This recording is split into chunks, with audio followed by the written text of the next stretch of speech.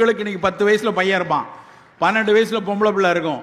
உங்க மனசெல்லாம் என்ன இருக்குன்னா, தலைகீழ நின்று தண்ணி குடிச்சு தொங்கி நீட்டு படிக்க வைக்கணும், ஜேஇ படிக்க வைக்கணும்னு 24 மணி நேரம் அவனை படி படி படின்னு போட்டு மிதிச்சிட்டு இருப்போம். அதுக்கான ஸ்கூல்லேயே கொண்டு போய் சேர்ப்போம். நேற்று கூட எனக்கு ஒரு நண்பர் ஒருத்தர் எழுதி எனக்கு அனுப்புறாரு. 5ஆம் கிளாஸ் வந்து படிக்க போகுது ஒரு பிள்ளை, 4ஆம் கிளாஸ்லேருந்து 5ஆம் கிளாஸ் போகுது. ஒரு பள்ளியில் இடம் வேணும், இதுக்கு வந்து யாராவது உங்களுக்கு தெரிந்தா பரிந்துரை கொடுங்க அப்படின்னு கேட்குறாங்க. எதுக்கு கேட்குறாங்க தெரியுமா? 5ஆம் கிளாஸ் அந்த ஸ்கூலில் போயிட்டா 6லேருந்து நீட்டுக்கு படிக்க ஆரம்பிச்சிடலாம். நான் சொன்னேன், இந்த நீட்டுக்கு படித்து அவன் மருத்துவன் ஆவானான்னு தெரியாது, ஆனால் மனநோயாளி ஆவதற்கான வாய்ப்பு நிறைய இருக்கு, தயவு செய்து பண்ணாத. எனக்கு பரிந்துரை கேட்டு எனக்கு குறுஞ்செய்தி அனுப்புகிறாங்க. யார்கிட்டயாவது சொல்ல முடியுமா அவனை வந்து 5ஆம் கிளாஸ்? அதுக்காக நான் மருத்துவ நீட் படிக்கிறதா அப்படிலாம் சொல்லலை. படிங்க, அதுக்கு +1 +2 பாடத்தோடு சேர்ந்து அதுக்காக படித்து வரலாம். ஆனால் இந்த வியாதி இருக்கு இல்லையா, எப்படியாவது படிப்பை தவிர வேற எந்த நீட்டு ஜேஇன்னு பெரும் கூட்டம் முட்டிக்கொண்டே இருக்கிறது.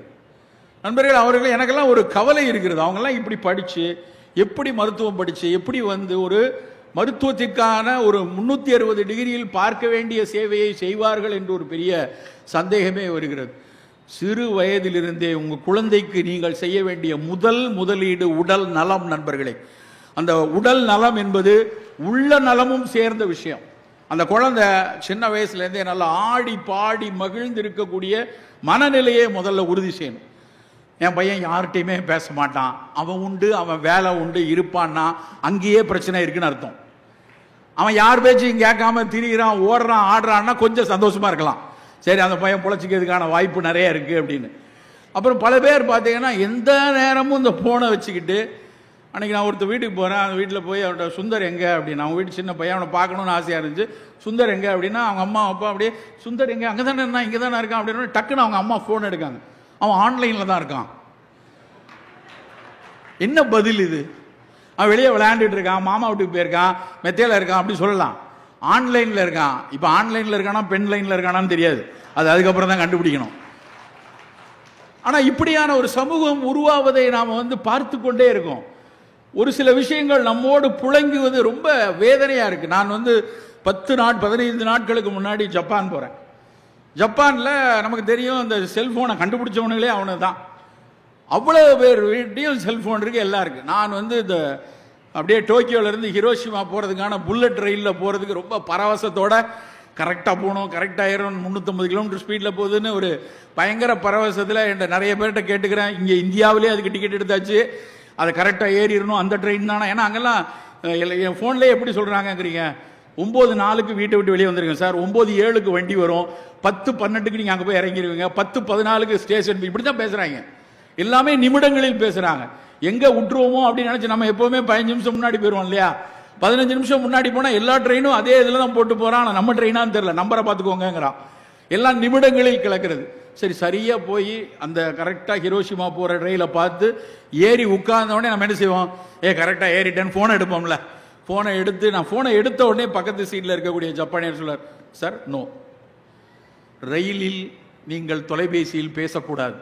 ஒட்டுமொத்த ரயிலில் மொத்தமாக 300 பேர் இருக்கிறார்கள், ஒருத்தர் கூட பேசவில்லை நண்பர்களை போன்ல. வேணுமானால் நீ செய்தி அனுப்பிக்கொள், ஏதாவது செய்தி அனுப்ப அனுப்பிக்கலாம், ஆனால் எவரும் பேசக்கூடாது. நீங்க திருவள்ளூர்ல இருந்து அரக்கோணம் பஸ்ல ஏறிங்களேன், உங்க பக்கத்து சீட்ல இருக்கவன் பரம்பரையவே நம்ம கண்டுபிடிச்சிடலாம். மச்சான் எங்க போற, பெரியம்மா என்ன பண்ணாரு, 1C வச்சிருக்கியா, பேசிட்டே வருவான். பக்கத்துல யார் இருக்கான் எவன் இருக்கான் ஒன்னும் தெரியாது. தொலைபேசியை கண்டுபிடித்தவர்கள், அலைபேசியை கண்டுபிடித்தவர்கள் அமைதியாக அங்கே சென்று கொண்டிருக்கிறார்கள். ஒரு 150 கோடிக்கு 300 கோடி போனை வச்சுட்டு திரிகிற நாம பண்ற அலப்பற பெரியாது. இதெல்லாம் நோய்க்கான காரணம். இது எப்படி சார் நோய்க்கு காரணம்? அதெல்லாம் அறிவியல் கண்டுபிடிச்சா நேரடியாக நோய் தரணும்னு அவசியம் இல்லை, ஆனால் உளவியல் ரீதியாக பிரச்சனையை கொடுக்கும். ஒரு பையன் போன்லயே இருக்கிறான், போன்ல தான் வீடியோ கேம் விளையாடுறான் அப்படின்னா அவனுடைய உடல் பயிற்சி இல்லாம போயிடும். அந்த உடல் பயிற்சி இருக்காது, அவன் உள்ளம் எப்படி இருக்கும்? இதே மாதிரி தான் ஒரு விமான நிலையத்தில் பல படிப்பினைகள் நமக்கு வருது. துபாய் விமான நிலையத்தில் போனுக்கு சார்ஜர் போட முடியல, எங்கேயாவது கிடைக்கா தேடி தேடி பார்த்தா அங்கே ஒரு இடத்தையும் கண்டுபிடிக்கல. அந்த பிளே ஸ்டேஷன் சொல்லுவாங்க இல்லையா, நிறைய சின்ன பிள்ளைகள் விளையாடுறதுக்கான ஒரு பெரிய கம்ப்யூட்டர் ஃபோன் எல்லாம் வச்சு பெருசாக பிளே ஸ்டேஷன் இருக்கு, அங்கே ஒரு இடத்துல சொருகி போய் போட்டுக்கலாம் அப்படின்னு இடம் தெரிஞ்சு என் ஃபோனை தூக்கிட்டு போய் அங்கே போய் போடுறதுக்காக போகிறேன். அப்போ தான் நான் முதல்ல இந்த பிள்ளைகள் விளையாடுற வீடியோ கேம் அங்கே ஏகப்பட்ட பிள்ளைகள் விளையாடுது. 80% குழந்தைகள் இந்திய குழந்தைகள், எல்லா பிள்ளைகளும் விளையாடு. என்னடா அப்படி விளையாடுறான்னு பார்த்தேன். அவன் பெரிய பெரிய ஸ்க்ரீனில் ரெண்டு பசங்களாக உட்காந்துருக்கானு. அதில் வந்து அது ஒரு சாமுராய், அந்த ஜப்பானிய சாமுராய் விளையாட்டு. அவனை வெட்டிடு, அவனை கொன்று, அப்படியே ஓடிப்போ, இவன் வயிற்றுல சொருகிடு, இவனை வெட்டிடு, இப்படியே வேகமாக போனேன்னா அங்கேருந்து தாவு, அங்கே ஒரு தரப்பா அவனை வெட்டிடு, இப்படி தான் பேசிட்டு இருக்காங்க. இதான் விளையாட்டு. எனக்கு ஒரு மனத்தில் என்ன தோன்றுதுன்னா, இப்படி கொல்லு, வெட்டு, அடி, கையை வெட்டு, காலை வெட்டு, குதிரையை ஓட அப்படின்னு சொல்லவரோட குழந்தையினுடைய மனநிலை எப்படி இருக்கும்? அந்த மனநிலை எப்படி பக்குவப்படும்? எங்கேயாவது நம்முடைய ஆசிரியர்கள், நம்முடைய பள்ளி ஆசிரியர்கள் எங்கேயாவது இப்படி சொல்லி கொடுத்துருப்பாங்களா? ஒரு கடுஞ்சொல் பேசுவதையே மிக கடினமாக கடிந்த ஒரு ஆசிரியர் சமூகம் வளர்த்த பையன் தான் நான். ஆனால் இன்னைக்கு ஒரு கொலைவெறியை வந்து விளையாட்டா பார்த்து கொள்ளக்கூடிய பெற்றோர்கள் இருக்கக்கூடிய சமூகத்தில் இருப்பது எப்படி உடல் நலத்தை கொடுக்கும்? நலம் என்பது வெறுமன உடலை அப்படியே ரொம்ப 6 பேக் வச்சுக்கிறேன், இல்லைன்னா வந்து 0 சைஸ் இடுப்பு வச்சிருக்கேன், பொம்பளை பிள்ளைகள் அடிக்கடி சொல்லிட்டு இருக்கிற வார்த்தை, அதுலலாம் உடல் நலம் இல்லை. அதை தாண்டி உள்ளம் மிகச் சரியாக இருக்கணும். அந்த உள்ளம் சரியாக இருக்கும்போது தான் உங்களுடைய அத்தனை தேர்வுகளும் சரியா இருக்கணும். என்னென்ன தேர்வுகள் வேணும்? சிறு வயது முதலே, 45 வயசுக்கு அப்புறம் சுகர் வந்ததுக்கு அப்புறம் சர்க்கரை எடுக்க வேண்டாம்னு சொல்றது பைத்தியக்காரத்தனம். சுகர் வந்ததுக்கு அப்புறம் நீ எடுக்காம தான் இருக்கணும், இல்லைன்னா உயிரோட இருக்க முடியாது. அது வந்து கட்டாயம்.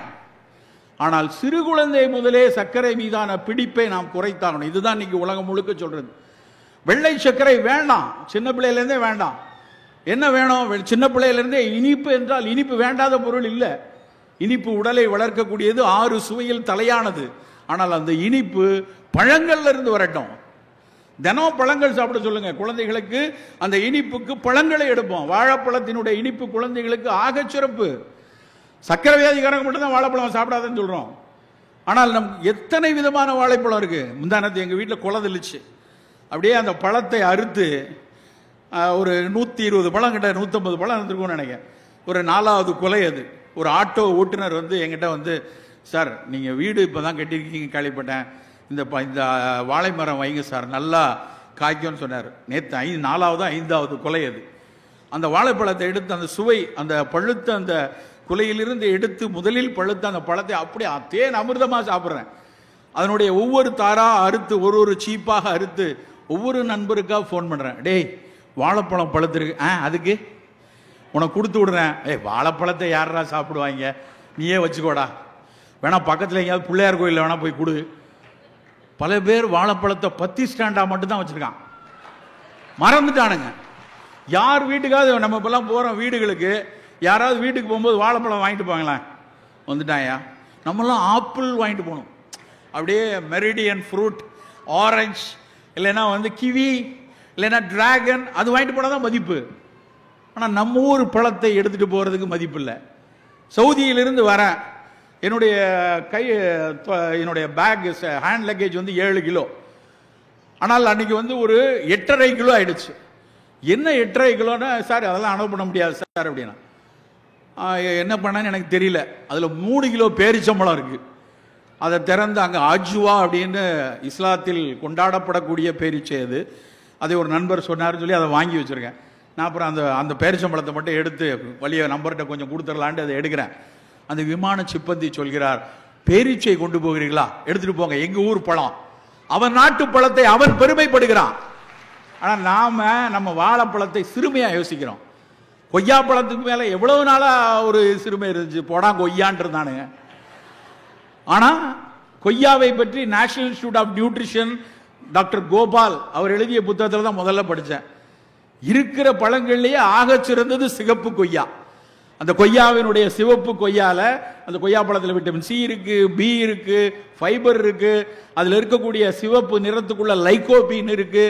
லைகோபீன்கிறது ஒரு மிகச்சிறந்த ஆன்டி ஆக்சிடென்ட். அப்ப நம்ம வீட்டு பிள்ளைகளுக்கு இனிப்பு வேண்டும் என்றால் பழங்களை கொடுக்க வேண்டும் நண்பர்களே. தினம் ஒரு பழம் சாப்பிடட்டும்.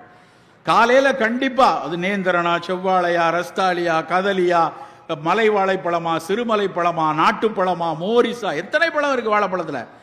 ஒரு பழத்துக்கு ஒரு மருத்துவ குணம் இருக்கு. செவ்வாழை சாப்பிட்டோம்னா நின்று கொண்டே பணியாற்றக்கூடிய ஆசிரியர்கள், நின்று கொண்டே பணியாற்றக்கூடிய காவலர்கள், அவங்களுக்கு குதிகாலில் ஒரு வலி வரும்.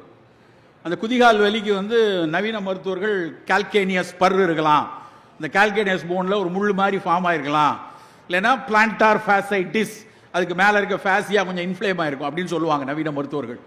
அதுக்கு ஆகச் சிறந்தது செவ்வாழை. ஒல்லியா மெலிந்து இருக்கிறதா நேந்திரன் வாழை கொடுக்கலாம். மலச்சிக்கல் இருக்கிறதா, எங்க ஊர் பக்கத்தில் நான் சாரெல்லாம் திருநெல்வேலிக்காரங்க நாட்டுப்பழம்னு சொல்லுவோம். அந்த நாட்டுப்பழத்துடைய தொலியை உரிச்சோம்னா தொலி வந்துருச்சா தெரியாது, அவ்வளவு நார் இருக்கும், நாரா இருக்கும். நாளைக்கு மாரி செல்வராஜ் சார் வராரு, வாழையை பத்தி நீங்க இன்னும் கொஞ்சம் கேட்கலாம். அந்த வாழை பழத்தை அவ்வளவு விரும்பி சாப்பிடுவோம். எங்க அப்பா எங்க தாத்தாலாம் சொல்லுவாரு, ஒழுங்கா வெளிக்கு போலேன்னா தினம் காலையில் அதை சாப்பிட்றா. சின்ன பிள்ளைல அப்பா அம்மாக்கள் மிக கவனமாக பார்க்கிற இடம், ஒழுங்கா கொல்லைக்கு போறானா, ஒழுங்கா வெளியே போறானா, எல்லா பிள்ளைகளையும் பார்ப்பார்கள்.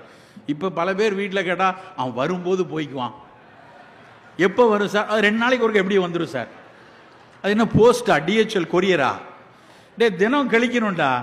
மலம் என்பது தினம் கழித்து வெளியே தள்ளக்கூடிய ஒரு பொருள். அதனால தான் அதுக்கு பேர் காலை கடன். கடன் உள்ள வச்சா வட்டிக்கு மேல வட்டி வரும். பல பிள்ளைகள், சிறு பிள்ளைகள் காலையில் மலம் கழிக்கிறதுல. வாழைப்பழம் கொடுங்க, காலையில் வாழைப்பழம் சாப்பிட்டாலே போதும். நிறைய பேர் ராத்திரியில சாப்பிடணும்னு நினைக்கிறாங்க, அப்படிலாம் இல்லை. காலையில் வாழைப்பழத்தை முதல் உணவா எடுத்துக்கொள்ளுங்கள், தினம் மலம் நல்லா கழியக்கூடிய தன்மை இருக்கும். ஸோ இனிப்பு என்றால் பழங்களை சிறு வயதிலிருந்து கொடுங்க. மற்ற 6 சுவைகளும் இருக்கணும். எல்லா சுவைகளும் நல்லதுதான். கசப்பு, துவர்ப்பு, புளிப்பு, உப்பு, கார்ப்பு, 6 சுவை இருக்கணும். இந்த 6 சுவைங்கிறது வெறும் நாக்கில் தெரிகிற ஒரு உணவை எடுக்கணுமா வேணுமான்னு சொல்லக்கூடிய வெறும் இண்டிகேட்டர் இல்லை. அந்த சுவை, ஒவ்வொரு சுவைக்கு பின்னாடியும் மருத்துவ குணம் இருக்கிறது நண்பர்களே. அசிடிட்டி இருக்கு, புளிப்பு இருக்கு அப்படின்னா அந்த புளிப்புக்கு பின்னாடி சிட்ரிக் ஆசிட் இருக்கலாம், ஆக்சாலிக் ஆசிட் இருக்கலாம், டாட்டாரிக் ஆசிட் இருக்கலாம், ஹைட்ராக்சி சிட்ரிக் ஆசிட் இருக்கலாம். இந்த ஒரு அமிலங்களும் தான் உள்ள போய் பல நொதிகளை உள்ளே உட்கிரகிப்பதற்கு வேலை செய்யும். ஸோ ஒவ்வொரு நாளும் ஒரு விதமான புளிப்பில் நம்ம எடுத்துக்கலாம். தினம் புளியை கரைக்கணும் அவசியம் இல்லை. ஒரு நாள் தக்காளி பழத்தில் சாப்பிடுங்க, ஒரு நாள் எலுமிச்சம் பழத்தில் சாப்பிடுங்க. அப்படி புளி, வேறுபட்ட புளி, குடம்புளின்னு ஒன்று இருக்கு, எத்தனை பேருக்கு தெரியும் தெரியல. குடம்புளிங்கிறது மீனை சமைக்கிறதுக்கு கேரளத்தில் பயன்படுத்துவாங்க. இங்கே கொங்கன் ஏரியா இருக்கு இல்லையா, மலபார் கொங்கன் ஏரியா, அங்கெல்லாம் அந்த குடம்புளி பயன்படுத்துவாங்க. குடம்புளியில் இருக்கிறது ஹைட்ராக்சி சிட்ரிக் ஆசிட். ரொம்ப முக்கியமான விஷயம் என்னன்னா, அது ஒன்று தான் கொழுப்பை கரைக்கக்கூடியது. ஃபேட் பர்னர்ங்கிறான். அடிப்போஸ்ல ஃபேட் இருந்தாலும் சரி, உடம்புல இருக்க கொழுப்பை கரைக்கக்கூடியது அந்த குடம்புளி. அதை பயன்படுத்தணும். அப்போ சிறு வயதிலிருந்தே எடுக்கக்கூடிய முனைப்புல முதல் விஷயம் இனிப்பை நேரடி வெள்ளை சர்க்கரை இல்லாம பழங்களிலிருந்து எடுத்துக்கொள்வோம். அதுக்கு மேலே வேணும்னா கொஞ்சம் நாட்டு சர்க்கரை, கொஞ்சம் போல கரும்பு வெல்லம், கொஞ்சம் போல பனங்கருப்பட்டி, கொஞ்சம் தேன் பயன்படுத்தி கொள்ளலாம் குழந்தைகளை பொறுத்த வரைக்கும். உப்பு, இந்த உலகத்தில் நம்ம யார் சொன்னான்னு தெரியல, உப்பில்லா பண்டம் குப்பையிலேன்னாங்க. அந்த பொருள் நல்லா தெரிஞ்சுக்கணும். உப்பில்லா பண்டம் குப்பையிலேன்னா அதுக்கு எல்லா பண்டத்திலையும் உப்பு போடு, இல்லைன்னா குப்பையில போடுன்னு அர்த்தம் கிடையாது. உப்பு போடலைன்னா சில காலம் கழித்து அது கெட்டு போய்விடும். கெட்டு போனா அதை நீ குப்பையில தான் போடணும். அப்போ எந்த பொருளை நீ சேமித்து வைக்கணுமோ அந்த பொருளுக்கு நீ உப்பு போட்டுக்கோன்னு அர்த்தம். அதுக்காக எல்லாத்துலேயும் உப்பு போட்டு நிலைமை என்ன தெரியுமா? இன்னைக்கு உலக சுகாதார நிறுவனம் ஒரு நாளைக்கு 4 கிராம் தான் உப்பு சாப்பிட சொல்லியிருக்கு. ஒரு நாளைக்கு 4 கிராம். நம்ம எல்லாரும் எவ்வளவு சாப்பிட்றோம் தெரியுமா? ஒரு நாளைக்கு குறைந்த அளவு 8 கிராம் சாப்பிட்றோம், டபுள் மடங்கு. அதுக்கு வேற தெரியாம கொஞ்சம் உப்பு குறைஞ்சனா வீட்டம்மா அப்படி முறைக்கிறது, அப்படியே உப்பு சொரணை இல்லாதவன் ஆக்கிறேன்னு நினைச்சியா அப்படின்னு சண்டை போடுறது. ஊறுகாய் இல்லாமல் நான்லாம் மோர் சோறு சாப்பிட மாட்டேன் சார், அது சில குரூப்பு. தயவு செய்து உப்பை தயவு செய்து குறைங்கள். ஊறுகாயெல்லாம் வேண்டாம், தொக்குலாம் வேண்டாம். வெளிநாடுகள்லாம் என்ன பிரச்சனைனா, இங்க இருந்து அத்தனை ஸ்வீட் ஸ்டால்லையும் விற்கிறாங்க இல்லையா, அதுல இருக்கக்கூடிய தொக்கை பாட்டிலாம் வாங்கி அடுக்கி வச்சிருக்காங்க. இங்க இருந்து இந்த பிள்ளை பார்க்கறதுக்காக போறாங்களா அப்பா அம்மாக்கள், பிள்ளைய வளர்க்கறது, குண்டி கழுவி விடுறதுக்கு, தூக்குறது, தடக்கிறதுன்னு தூக்கிட்டு போற அத்தனை அப்பா அம்மாவும் சட்டியாக தூக்கிட்டு போற விஷயம் தொக்கு ஊறுகாய் 6 மாசத்துக்கு வேணுங்க. 6 மாசம் நான் இருக்க போறேன், விசா அதோட முடியும். அது வரைக்கும் ஒரு 15 பாட்டில் ஏத்தாப்புல கடையில் போய் வாங்கிட்டு போயிடுவாங்க. அதை வாங்கி கொண்டு போய் வச்சு அதை போட்டு சோத்துல போட்டு சாப்பிட்றது. நண்பர்களே, நமக்கு உப்பு வேண்டாம், உப்பு குறைத்தாகணும். இனிப்பையும் உப்பையும் குறைக்கணும், கசப்பையும் துவர்ப்பையும் கூட்டணும். சிறு வயதிலிருந்தே எந்த பொருள் கசப்பா இருக்கோ, எந்த பொருள் துவர்ப்பா இருக்கோ அது மருத்துவ குணம் உடையது. உலகமே ஊரே கொண்டாடியது நிலவேம்பு கஷாயம். ஏன் நிலவேம்பு ஏன் அவ்வளவு கொண்டாடப்பட்டுச்சு? நிலவேம்பு ஏன் பல நோய்களுக்கு நமக்கு பணிபுரியுது? அதனுடைய கசப்பு அடிப்படையில் அதில் இருக்கக்கூடிய கடும் கசப்பு. அன்னைக்கு ஒரு சின்ன குட்டி பிள்ளை சொல்லிச்சு, அதுக்கு நிலவேம்பு கஷாயம் கொடுத்தா அது அழகாக சொல்லிச்சு. எனக்கு அது கவிதை மாதிரி இருந்துச்சு. சார் இதுதான் சார் கடைசி கசப்பு அப்படி இருந்துச்சு. கடைசி கசப்பு அது சொன்ன வார்த்தை எனக்கு வந்து ஒரு கவித்துவமாக பட்டுச்சு. ஆமா கடைசி கசப்பு, அதுக்கு மேல கசப்பே இல்லை, அவ்வளவு கசப்பு அது.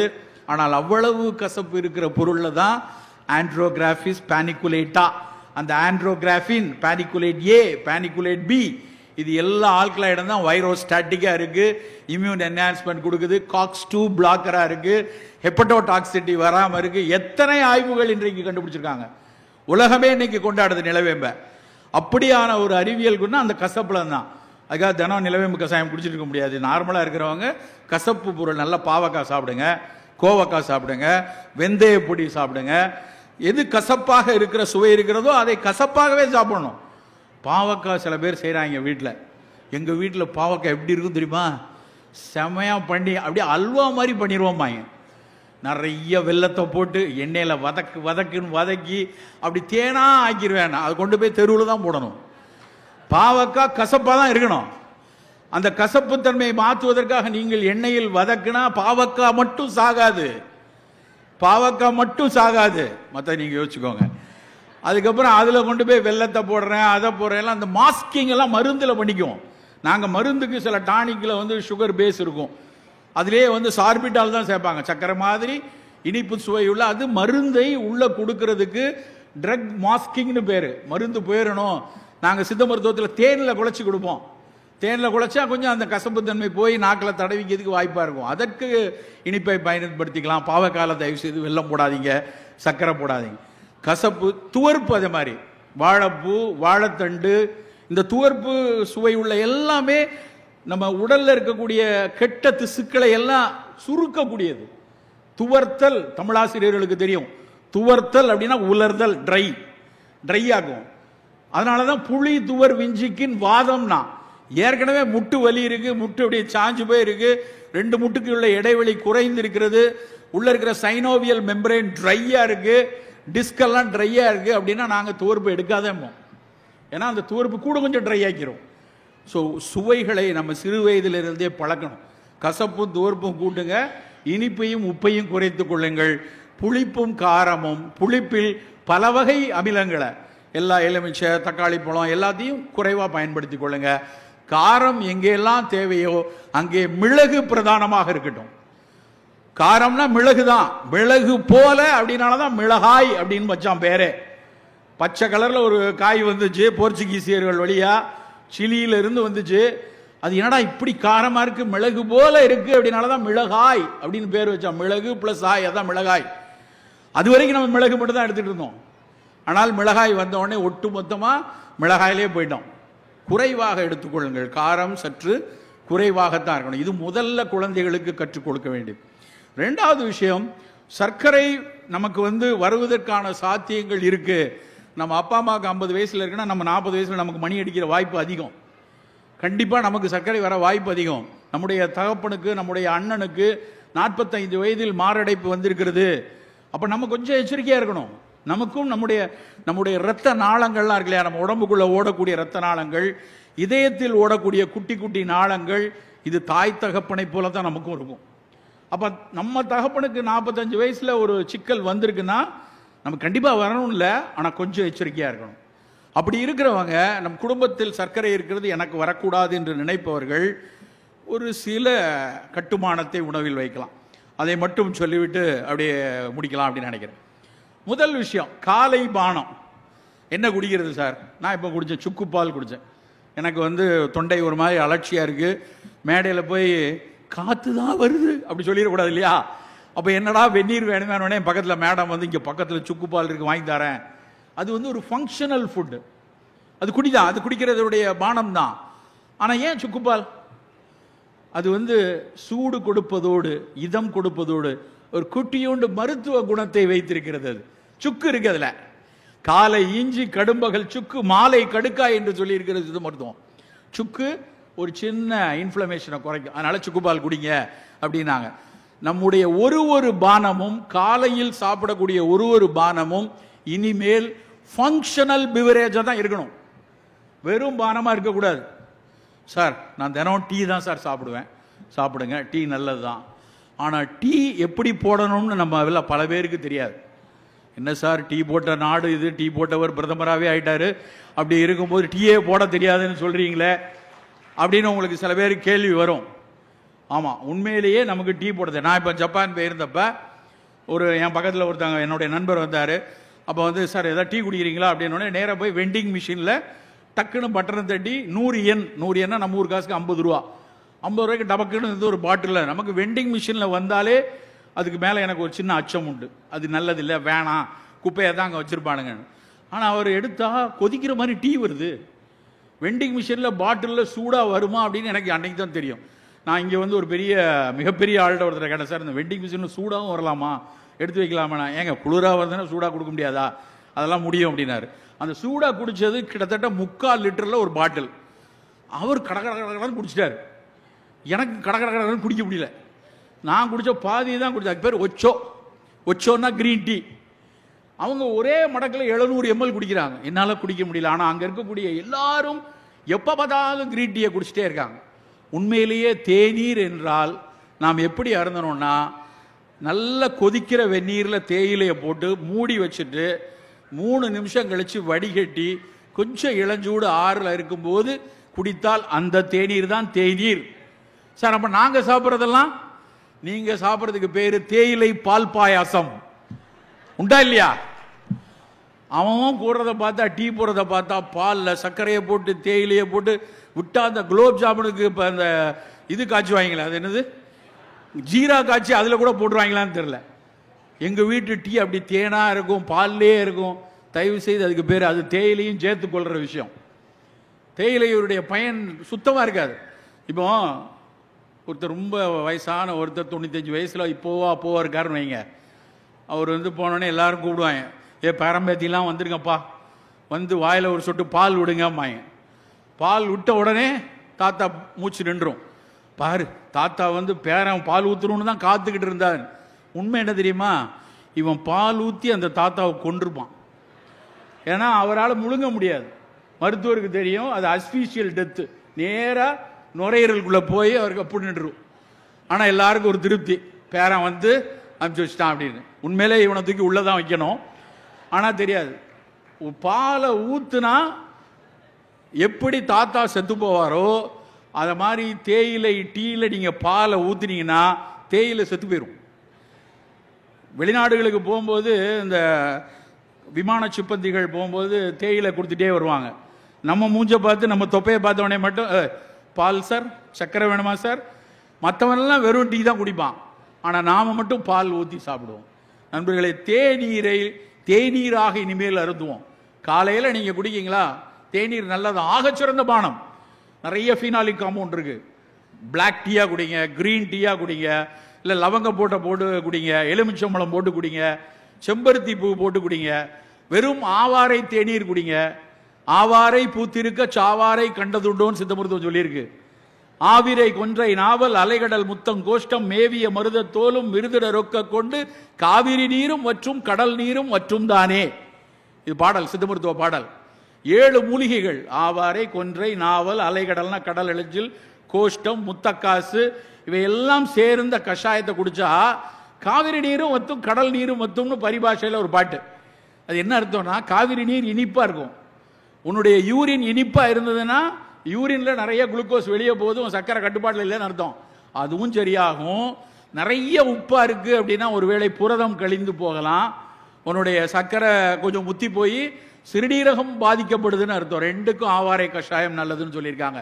பல ஆய்வுகள் நடந்து விட்டன நண்பர்களே. நேஷனல் இன்ஸ்டியூட் ஆஃப் சித்தால, இன்ஸ்டியூட் ஆஃப் பேசிக் மெடிக்கல் சயின்ஸ்ல, எம்ஜிஆர் மருத்துவ பல்கலைக்கழகம், அத்தனை பேரும் இந்த கஷாயத்தை ஆய்ந்து அறிந்து எப்படி அது சர்க்கரை நோயாளிகளுக்கு ஈரலில் இருந்து சர்க்கரையை செல்லுக்குள் தள்ளக்கூடிய நொதிகளை கொடுக்கின்றன என அவங்க ஆய்ந்து அறிந்து சொல்லியிருக்காங்க. அவங்க அவ்வளவு ஆராய்ச்சி சொல்லியிருக்காங்க. அன்னைக்கு பாடல் இப்படி இருக்கு, நாம ஏன் ஒரு நாள் வாரத்துக்கு 2 நாள் ஆவாரை கஷாயம் குடிக்கக்கூடாது? நெல்லிக்காய் டீ ஒரு தடவை நாளை காலையில் போய் குடிச்சு பாருங்க. வெறும் நெல்லிக்காய் பொடிய அந்த டிகாஷனில் பொடியை வெறும் காபித்தூளுக்கு பதிலாக நெல்லிக்காய் பொடியை போட்டு வெந்நீரை போட்டு அந்த கஷாயத்தை இறக்கி 4 சொட்டு தேன் விட்டு குடித்து பாருங்கள், எவ்வளவு சுவையாக இருக்கும்னு குடித்தாதான் தெரியும். நெல்லிக்காய் தேநீர் அவ்வளவு நல்லது. இருக்கிற பழங்களே ஆகச்சிறந்த பழம் நெல்லிக்காய். நம்மெல்லாம் கொண்டாடணும் நெல்லிக்காயை. நீங்க நெல்லிக்காயினுடைய ஒரு கூறா படிச்சு பார்த்தோம்னா உலகத்தில் பல நேரங்களில் கோபம் கூட வரும். நான் ஒரு நாள் திருநெல்வேலியில் வாசுதேவ நல்லூரில் போயிட்டு நான் வண்டியில் நானும் என் மனைவியும் போயிட்டு இருக்கோம். போகும்போது ஒரு பக்கத்தில் ஒரு தோட்டத்தில் அப்படி நெல்லிக்காய் கொத்து கொத்தா காய்ச்சிருக்கு. அதை பார்த்தோடனே வண்டியை நிறுத்தி நான் தோட்டக்காரர்கிட்ட கேட்டு அந்த நெல்லிக்காய் கொஞ்சம் வாங்குவோமான்னு நிப்பாட்டிட்டு இறங்கி போகிறேன். தோட்டக்காரர் மட்டும் தனியாக இருக்கார். கிட்டத்தட்ட 100கணக்கான மரம், நெல்லிக்காய் மரம் எப்படி கொத்து கொத்தா காய்ச்சிருக்கு உங்களுக்கு தெரியும் இல்லையா? மரமே காயாக தான் இருக்கும், அவ்வளோ காய்ச்சிருக்கு. நான் போய் அந்த தோட்டக்காரர்கிட்ட, சார் கொஞ்சம் நெல்லிக்காய் வாங்கணும்னு நினைக்கிறேன், நான் சென்னையில் இருக்கேன் சார், இது பார்த்தா அழகாக இருக்குது, கொஞ்சம் நெல்லிக்காய் வாங்கிக்கலாமான்னு கேட்டவொடனே அவர் என்ன பதில் சொன்னார் தெரியுமா? எவ்வளோ வேணுமா போய் எடுத்துக்கோயா, யாரும் பறிக்கிறதுக்கு ஆள் இல்லை. உண்மையிலே எனக்கு வேதனையாக இருந்தது. அதெல்லாம் கொடுக்க முடியாதுன்னு சொல்லியிருந்தாருன்னா சந்தோஷப்பட்டிருப்பேன். இது ரொம்ப விலை, 100 ரூபாய் 200 ரூபாய் அப்படின்னு சொல்லியிருந்தா சந்தோஷப்படுவேன். அவர் சொல்றாரு 5 ரூபாய்க்கு வாங்குறதுக்கு ஆள் இல்லை, கிலோ 5 ரூபாய்க்கு வாங்க ஆள் இல்லை, காய்த்து கொட்டி கிடக்குது. ஒன்று தெரியுமா, நெல்லிக்காயில் இருக்கக்கூடிய விட்டமின் சி அளவு, ஒரு நெல்லிக்காயில் இருக்கக்கூடிய விட்டமின் சி 3 ஆரஞ்சு பழத்துக்கு சமம். விட்டமின் சி இல்லாமல் அதில் இருக்கக்கூடிய ஃபீனாலிக் காம்பவுண்ட்ஸ், அதில் இருக்கக்கூடிய டானின், அதில் இருக்கக்கூடிய ஃபைபர், அதெல்லாம் விடுங்க. நெல்லிக்காயை கடிச்சு சாப்பிட்டுட்டு தண்ணி குடிச்சிட்டு உனக்கு இனிக்குதா எனக்கு இனிக்குதான்னு ஸ்கூலில் விளையாண்டோமே, அதில் இருக்கக்கூடிய ஒரு அழகியல், அதில் இருக்கக்கூடிய ஒரு கவித்துவம் யாருக்கு தெரியும்? இன்னைக்கு அந்த நெல்லிக்காய் எத்தனை நல்ல குணங்களை கொடுக்கிறது. ஔவை அதியமான் கொடுத்தா, அதியமான் அதை ஔவைக்கு கொடுத்தார், அதியமான் ஔவை கொடுத்து தமிழ் மூதாட்டி நீ குடிச்சு, இதெல்லாம் படிச்சிருக்கோம். எவ்வளவு மருத்துவ கடிவு வந்திருக்கு. HIV வரைக்கும் அது ஆய்வு செய்யப்பட்டது. அது அடாப்டிவ் இம்யூன் சிஸ்டத்தில் பல ஆய்வுகள் அதில் நடந்திருக்கு. நாம ஏன் ஒவ்வொருத்தரும் இன்னைக்கு இங்கே இருக்கீங்க, உங்கள் வீடுகளில் இங்கே இருக்கக்கூடியதில் 25-30% பேருடைய வீடுகளில் கண்டிப்பாக ஆப்பிள் இருக்கும், ஒரு ஆப்பிளாவது வச்சிருப்போம். ஆனால் எத்தனை பேர் வீட்டில் நெல்லிக்காய் இருக்கிறது? இருக்காது. நாம ஏன் நெல்லிக்காய் வாங்கி வைக்கக்கூடாது? தினம் ஒரு நெல்லிக்காய் சாப்பிடுவோமே, தினம் ஒரு நெல்லிக்காய், தினம் ஒரு வாழைப்பழம். அப்படி நெல்லிக்காயா சாப்பிடாம நெல்லிக்காய் வற்றலாக பொடியாக வைத்திருந்து அதை தேநீராக குடித்தால் கூட ஒரு 80% நெல்லிக்காயின் குணம் நமக்கு கிடைக்கும். ஸோ காலை பானம் இனிமேல் ஃபங்க்ஷனல் பிவரேஜா இருக்கணும், அப்படி நம்ம எடுத்துக்கொள்வோம். வெயில் வரப்போது, வந்தாச்சு, இப்பவுமே வெயில் வந்தாச்சு. இனிமேல் இருக்கக்கூடிய காலத்தில் காலை பானத்தில் ஆக சிறந்த பானம் நீராகாரம். எல்லாம் முந்தின நாள் சோத்துல தண்ணியை விட்டு வச்சு கரைச்சு கொஞ்சோளம் மோர் விட்டு காலையில் குடிக்கலாம். இந்த நீராகாரத்தை 2002-03 நானெல்லாம் பேசியிருக்கேன். அப்பெல்லாம் எல்லாம் பழைய சோறெல்லாம் சாப்பிட்றது அதெல்லாம் நல்லது இல்லையே, அது எப்படி நல்லது அப்படின்னு பேசினவங்க என்கிட்ட பேசினவங்க உண்டு. இன்னைக்கு ஸ்டான்லி மருத்துவக் கல்லூரியிலிருந்து இவ்வளோ தடி புஸ்தகம் போட்டாங்க. நீராகாரம் எவ்வளவு பெரிய ப்ரோபயாட்டிக், எந்த அளவுக்கு அது இன்ஃப்ளமேட்டரி பவல் டிசீஸ்க்கு நல்லது, எந்த அளவுக்கு இரிட்டபிள் பவல் சிண்ட்ரோம்க்கு நல்லது, எந்த அளவுக்கு அல்சரேட்டிவ் கோலைட்டிஸை சரி செய்கிறது, இப்படியெல்லாம் ஆய்ந்தறிந்து சொல்லிட்டான். ப்ரோபயாட்டிக்ஸ் அவ்வளவு இருக்கு. உன் குடலுக்கு இருக்கக்கூடிய பாக்டீரியாக்கள் நல்லா இருந்தால் தான் இனிமேல் உன்னுடைய வாழ்வு நல்லா இருக்கும்னு அறிவியல் ஆய்வுகள் சொல்லிக்கொண்டே இருக்காங்க. நான் பேசும்போது ஒன் ஹெல்த்ல மண்ணுக்கு கீழே இருக்கக்கூடிய நுண்ணுயிரிகளை நல்லா பத்திரமா பார்த்துக்கணும்னு சொன்னேன் இல்லையா? அதே மாதிரி வயிற்றுக்குள்ள இருக்கக்கூடிய பாக்டீரியாவை மிக பத்திரமா பார்த்துக்கணும். Cut biome, cut biota, second genome என்கிறார்கள். நம்மெல்லாம் முன்னாடி நினைச்சோம் வயிற்றுல இருக்கக்கூடிய பாக்டீரியா போச்சுன்னா ஜீரணம் நல்லா இருக்காதுன்னு. இப்ப என்ன சொல்லலாம் தெரியுமா? உன் சிந்திக்கக்கூடிய திறன் நல்லா இருக்காதுங்கிறான். உன்னுடைய சிந்தனை வளம், அதாவது கட் பயோம், பிரெயின், அது ரெண்டுக்கும் உள்ள கனெக்ஷன் இன்னைக்கு நிறைய ஆராய்ந்து சொல்கிறார்கள். ஆட்டிச குழந்தைகளுக்கு அது எப்படி இந்த நோய் வந்திருக்கும், எப்படி அவர்களுக்கு சிரமம் வருதெல்லாம் பார்க்கும்போது வீனிங் பீரியடுக்கு அப்புறம் ஒருவேளை அந்த பாக்டீரியாஸ் குறைந்திருக்கிறதோ என்ற ஐயம் வந்துருச்சு. அப்படியான ஆய்வுகள் கூடிக்கொண்டே இருக்குது. ஒரே ஒரு சின்ன நடந்த வரலாற்று சம்பவம் உங்களுக்கு தெரிஞ்சிருக்கணும். இப்போ நமக்கு ஹார்ட் டிரான்ஸ்பிளான்ட் தெரியும், கிட்னி டிரான்ஸ்பிளான்ட் தெரியும், லிவர் டிரான்ஸ்பிளான்ட் தெரியும். ஏதாவது உறுப்பு வேலையாக போச்சுன்னா இன்னொரு உறுப்பை தூக்கி வைக்கிறோம். அப்படி ஒரு டிரான்ஸ்பிளான்ட் நடந்தது. என்ன டிரான்ஸ்பிளான்ட் தெரியுமா? Faecal transplant. குடல்ல புண்வாப்பட்டு ப்ரோபயாட்டிக்ஸ் எல்லாம் உள்ள போகாம உள்ள நல்லது பாக்டீரியா வேணும் அப்படிங்கிறப்ப ஒரு நல்ல மலத்தை, நல்லா புரிஞ்சுக்கணும், நல்ல மலத்தை, ஒரு ஆரோக்கியமான மனிதனுடைய கழிவை, அந்த மலக்கழிவை எடுத்து இந்த மாதிரி அடிக்கடி நோய்வாய்ப்பட்டு இருக்கிற ஒருத்தனுடைய குடல்ல கொண்டு போய் டிரான்ஸ்பிளான்ட் பண்ணாங்க. நீங்க போய் கூகுள் பண்ணி பாருங்க, சும்மா கதை சொல்லலை. ஃபீக்கல் டிரான்ஸ்பிளான்ட்னு பேர். அந்த ஃபீக்கல் டிரான்ஸ்பிளான்ட் பண்ணோடனே இவங்க எதிர்பார்த்தது என்ன அப்படின்னா, இந்த பாக்டீரியாலாம் அங்கே வரும், அவருக்கு வந்து அந்த மலக்குடல் நோய் சரியாகும் அப்படிதான் அவங்க நினச்சாங்க. சொன்ன மாதிரியே சரியாச்சு.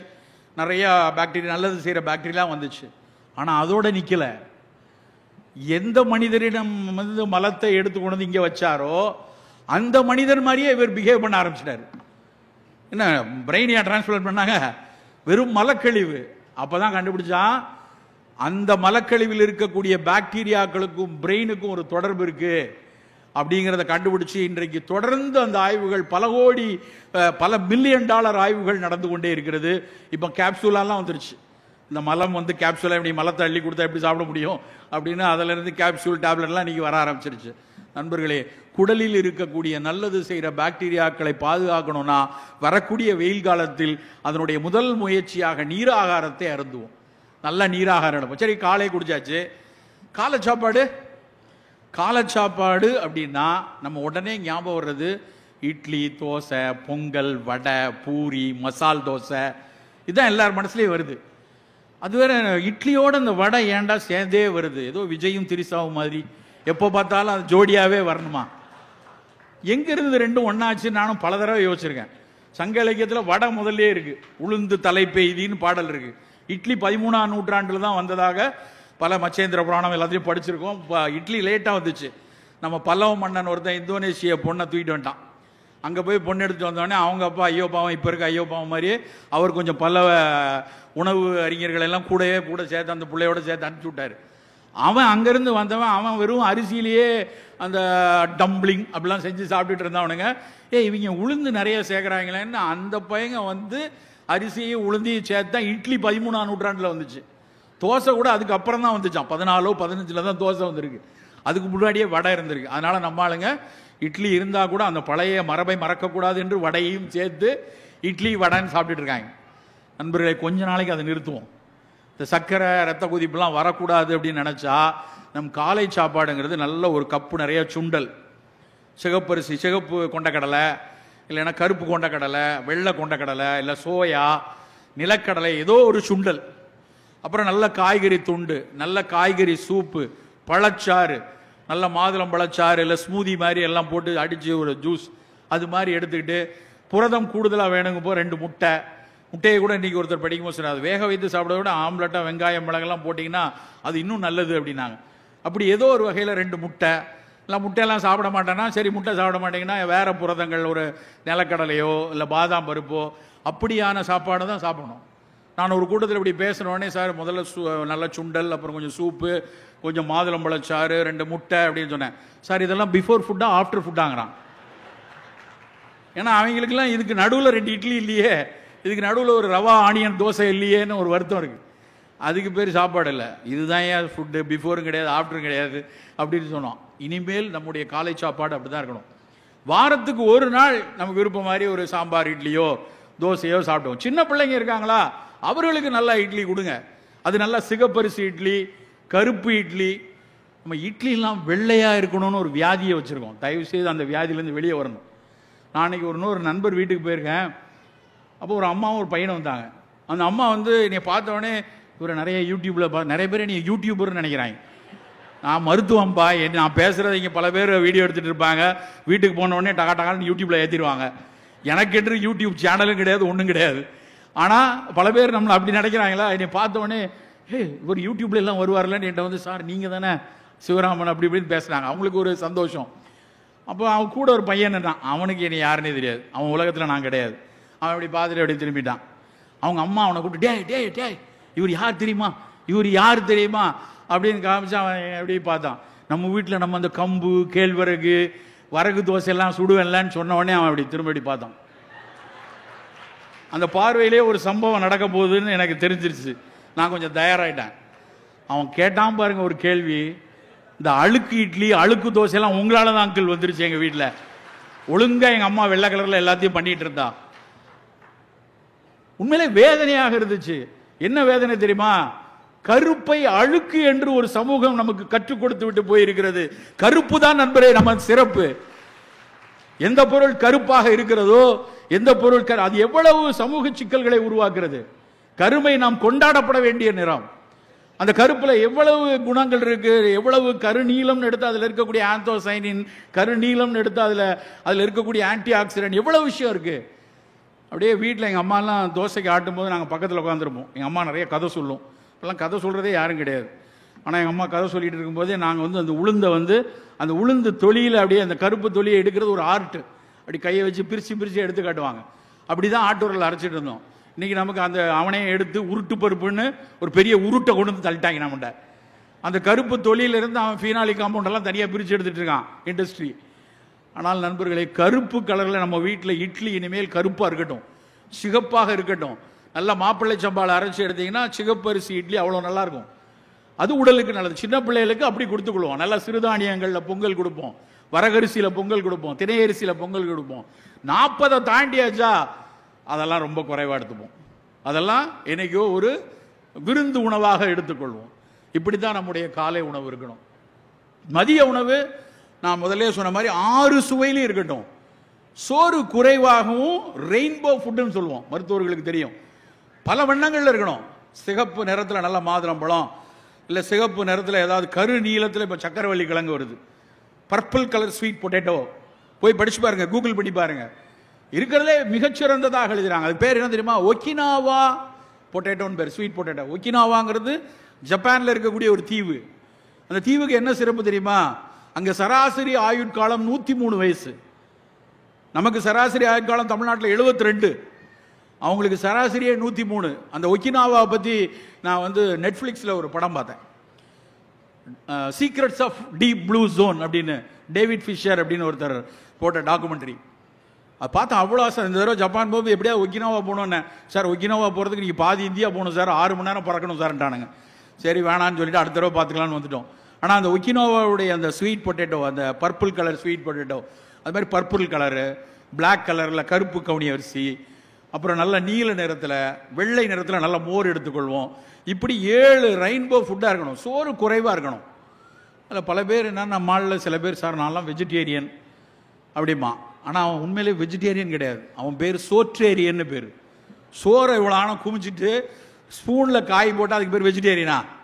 வெஜிடேரியனா நல்ல காய்கறியில் நடுவில் கொஞ்சோல சோறு வைக்கணும். இல்லைன்னா புலால் சாப்பிட்றவங்க நல்லா புலால் சாப்பிட்டு கொஞ்சோல சோறு வைத்துக் கொள்ளணும். புலால் என்றால் முதல் தேர்வு மீன்களாக இருக்கட்டும், 2வது கோழி இருக்கட்டும். நம்ம ஆடு மாடுங்கிற விஷயத்த கொஞ்சம் குறைத்து கொள்ளி சாப்பிடுவோம். ஏன்னா அதெல்லாம் வந்து ஒரு ரெட் மீட்டுங்கிற விஷயம் வந்து ஒரு 50 வயதுக்கு மேலே ஒருவேளை உங்களுக்கு கொழுப்பு விஷயங்கள் உடலில் பாதிக்கக்கூடிய தன்மை இருந்தால் அந்த ஆட்டுக்கறியை குறைவாக எடுத்துக்கொள்ளணும்.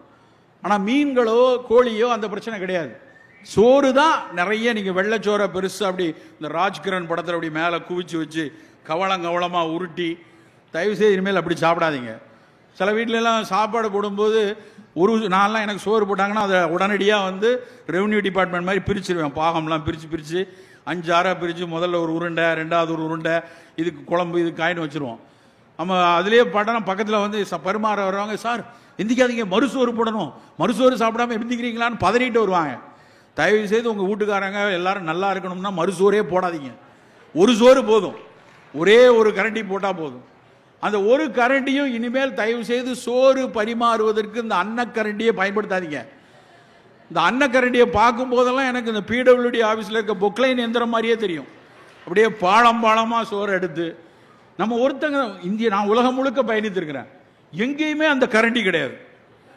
எங்கேயாவது அப்படியான கரண்டியில் யாராவது எடுத்து வைக்கிறத பார்க்க, நம்மால் மட்டும் இப்படி சொலவு மாதிரி ஒரு கரண்டியை கண்டுபிடிச்சி வச்சிருக்கான். சோறு தயவு செய்து இனிமேல் ஸ்பூனில் எடுங்க. ஸ்பூனில் எடுத்து அட்லீஸ்ட் கை வலிச்சாது 4 ஸ்பூனோட நிறுத்திடுவாங்க. பாளமாக சோறு போடுறது, மறுசோறு போடுறது தான் நீங்கள் வியாதியில் பல வியாதிக்கு காரணம்.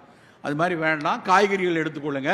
அந்த சோறும் நல்ல தூய மல்லிச்சம்பா, கருப்பு கவுனி அரிசி, இப்படி நிறம் உள்ள, பழுப்பு நிறம் உள்ள, நார்ச்சத்து உள்ள, அதில் நிறைய விட்டமின் இருக்கு, நிறைய தயமின் இருக்கு. அப்படியான உணவுகளை நம்ம எடுத்துக்கொள்வோம். இரவு உணவு ரொம்ப முக்கியமானது. இரவு உணவு இனிமேல் போய் சாப்பிடக்கூடாது. நீங்கள் போய் எல்லாரும் போய் படுத்து தூங்கிருங்க. செவிக்கு உணவு இல்லாத போது வயிற்றுக்கு என்ன அப்படியே தயவு செய்து நீங்கள் படுத்துருங்க. ஏன்னா இரவு உணவு 6 மணிக்கு சாப்பிட்றணும். 6:30 மணிக்கு சாப்பிடணும், அதிகபட்சம் 6:30 மணி. இரவுக்கு 9 மணிக்கு, 10:30 மணிக்கு, 11 மணிக்கு சாப்பிட்றது ஏதாவது பரவாயில்ல. அன்றைக்கி விமான நிலையத்திலேருந்து ராத்திரி 2 மணிக்கு வரும்போது என் கூட ஒரு நண்பர் வந்தார். அவரை கொண்டு போய் அவர் வீட்டில் இறக்கிட்டு அண்ணா நகர் வழியாக வரேன். முதல் முறையாக ராத்திரியில் 2 மணிக்கு அண்ணா நகர் குறுக்க வரேன். 2 மணிக்கு அண்ணா நகரில் டிராஃபிக் ஜாமுங்க நைட்டில். சனிக்கிழமை ராத்திரி. சனிக்கிழமை அந்த அம்மனுக்கு கூழ் ஊற்றுவாங்கல்ல, அது மாதிரி அந்த தெருவில் நிறைய பேருக்கு கூழ் ஊற்றிட்டு இருக்காங்களோ அப்படின்னு நினச்சா, ஒரு ஸ்ட்ரீட் ஃபுட்டாக என்னமோ ஒன்று, ஒரு தெருவில் ஒரு உணவு. அவ்வளவு இளைஞர் கூட்டம். நடு இரவு 1:30 மணிக்கு அப்படி ஒரு கூட்டம். நான் என் டிரைவரை கண்ணாடி இறக்கு கீழே, என்ன என்னவாத பிரச்சனையா, ஆக்சிடென்ட்டா, அப்படி தானே தோணும் நமக்கு. ராத்திரியில் இப்படி நிற்குதேன்னு பார்த்தா அத்தனை பேர் தின்னுட்டு இருக்கான். இரவில் ஐஸ்கிரீம் வச்சுருக்கான், அதை திங்கிறான், இதை திங்கிறான். வேதனையாக இருக்குது. 7 மணிக்கு மேலே சாப்பிடாதவங்க ஒருத்தர் 2:30 மணிக்கு தின்னுட்டு இருக்காங்களே. நண்பர்களே, இரவு உணவு 6:30 மணி 7 மணிக்கு போதும். அதுக்கு மேலே வெறும் தண்ணீர் தான் உணவு. இன்றைக்கோ ஒரு நாள் ஒரு விருந்துக்கு நம்ம போகிறோம், இன்னைக்கு லேட் ஆகிடுச்சு, ஒரு நாள் வாரத்துக்கு ஒரு நாள் லேட் ஆனால் தப்பு இல்லை. ஆனால் தினம் தினம் நானும் என்னுடைய பழக்கத்தில் எனக்கு வந்து நான் மருத்துவ பயிற்சி நிறையா இருக்கேன். இப்போ ராத்திரி சில நேரத்தில் 10:30 11 ஆயிரும்.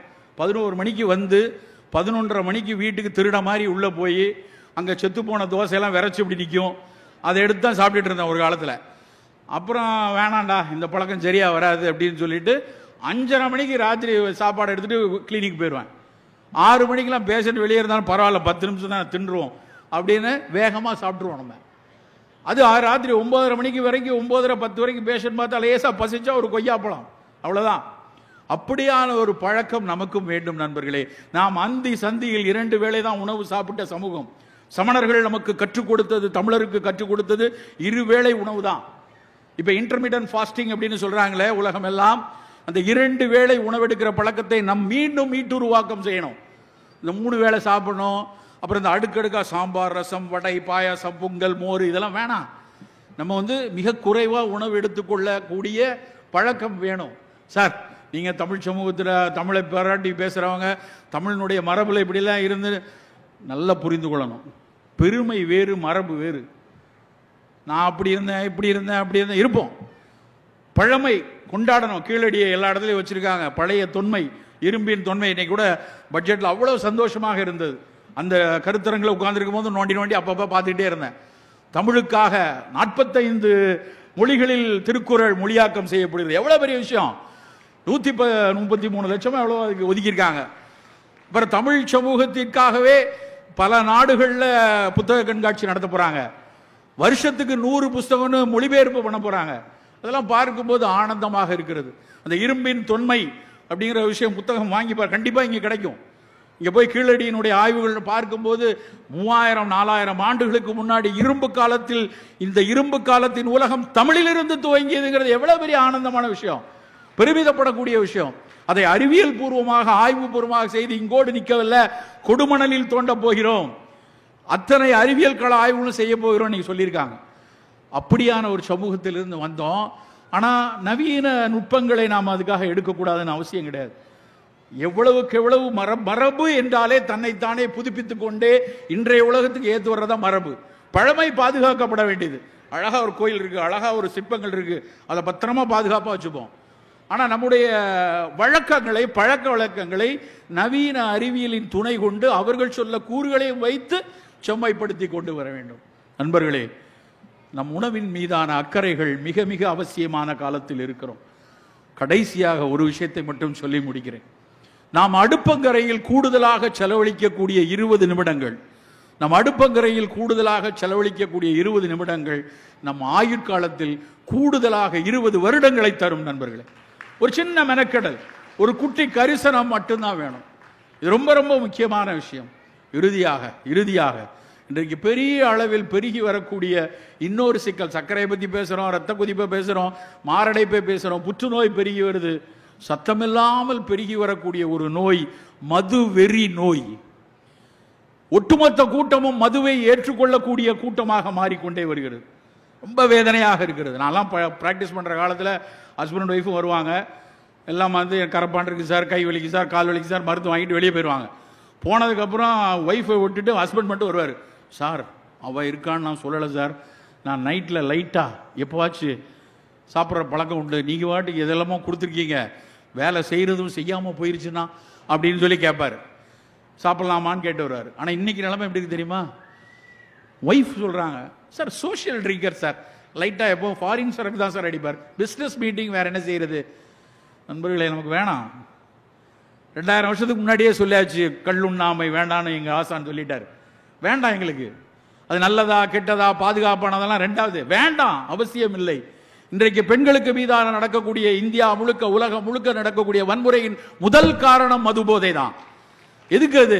அது எப்படியானதாகவும் இருந்துட்டு போட்டோம், நமக்கு அவசியம் இல்லை. சார் டாக்டரே சொல்றாங்க, சில பேர் கொஞ்சமா சாப்பிட்டா ஹார்ட்டுக்கு நல்லதாமே. அந்த டாக்டருக்கு எவனாவது ஊத்தி கொடுத்துருப்பான், ஏதாவது கம்பெனி மீட்டிங்ல குடிச்சிருப்பாரு. நல்லா புரிந்து கொள்ளுங்க, எந்த அறிவியல் ஆய்வுகளும் மது பாதுகாப்பானது என்று சொன்னதே கிடையாது. 13 வருஷம் கோஹார்ட் ஸ்டடி பண்ணி வந்திருக்கு, BMJங்கிற ஒரு ஜேர்னல், பிரிட்டிஷ் மெடிக்கல் ஜேர்னல். 13 வருஷம் இவன் வந்து எவ்வளவு ஆல்கஹால் எடுக்கிறான், ஆல்கஹாலுக்கு அப்புறம் என்ன சாப்பிட்றான், அவன் வந்து 6% ஆல்கஹாலா 40% ஆல்கஹாலா எல்லாம் பார்த்துட்டு என்ன சொல்லிக்கான் தெரியுமா? அந்த ஆர்டிகளுடைய தலைப்பு எனக்கு ரொம்ப பிடிச்சது. அந்த ஆர்டிகளுடைய தலைப்பு என்ன தெரியுமா? Your problem starts from the first drop of alcohol if you are susceptible. அதான் பாயிண்ட். நான் சசப்டபிளா இல்லையான்னு யாருக்கும் கண்டுபிடிக்க முடியாது. உன்னுடைய சில பேர் சொல்லுவாங்க, சார் மொட்டா குடியான் சார், 30 வருஷமா குடிச்சிட்டு இருக்கான், கம்பா அலைகிறான் சார். இருக்கலாம், ஆனா அதே உடல்வாகு, அதே செல் தன்மை, அதே மரபணு உனக்கு இருக்கிறதா என்று தெரியாது. ஆனால் அவனுடைய அடுத்த தலைமுறையில் எபிஜெனடிக்கல் டேமேஜை உருவாக்கிறோம். அது உறுதி. இவன் இந்த தலைமுறையில் நல்லா இருப்பான், ஆனா அவனுடைய குழந்தைக்கு ஒரு காய்ச்சலுக்கு சாப்பிட்ட மாத்திரையில் ஈரல் சிரோசிஸ் வந்தாலும் வந்து நிற்கும், தெரியாது. நண்பர்களே, நாம் எத்தனையோ விஷயங்களை பேசுறோம், உணவுல அது இருக்கணும் இது இருக்கணும் எது இருக்கணும்ட்டு. இன்றைக்கு சமூகத்தின் சீரழிவிற்கு முதல் காரணமாக இருக்கக்கூடிய மதுவை முழுமையாக புறக்கணிப்போம். மதுவை ஒருபோதும் ஏற்றுக்கொள்ளாதீர்கள். பெண்களே, உங்களை எல்லாம் வேண்டிக் கொள்கிறேன், மது அருந்துபவர்களை ஒருபோதும் ஏற்றுக்கொள்ளாதீர்கள். நன்றி.